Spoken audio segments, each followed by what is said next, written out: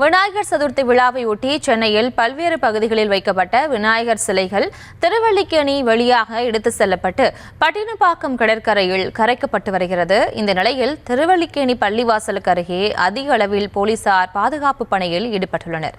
இது தொடர்பான கூடுதல் விவரங்களோடு இணைகிறார் எமது செய்தியாளர் கார்த்திக் ராஜா. வணக்கம். மேலும் விவரம். வணக்கம். கடந்த புதன்கிழமை விநாயகர் சதுர்த்தி கொண்டாடப்பட்ட நிலையில் இன்று சென்னையின் பல்வேறு பகுதிகளில் வைத்து வழிபடப்பட்ட விநாயகர் சிலைகள் பட்டினப்பாக்கம் உள்ளிட்ட பல்வேறு கடற்கரைகளில் கரைக்கப்பட உள்ளன. இந்நிலையில் பட்டினப்பாக்கம் கடற்கரையில் கரைக்கப்பட உள்ள சிலைகள் திருவல்லிக்கேணி வழியாக எடுத்து செல்லப்பட்டு பட்டினப்பாக்கம் கடற்கரையில் கரைக்கப்படும்.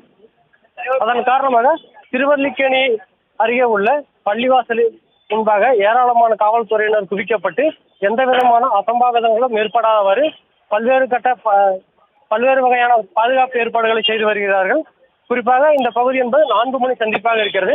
அதன் காரணமாக ஒரு சாலையை முழுவதுமாக பேரிகார்டுகள் கொண்டு தடுத்து யாரும் அதை தாண்டி செல்லாதவாறு முற்கம்பிகளை கொண்டு தேவையான பாதுகாப்பு ஏற்பாடுகள் செய்து வருகிறார்கள். மேலும் இங்கே 200க்கும் மேற்பட்ட காவல்துறையினர் குவிக்கப்பட்டு பாதுகாப்பு ஏற்பாடுகள் செய்யப்பட்டு வருகிறது.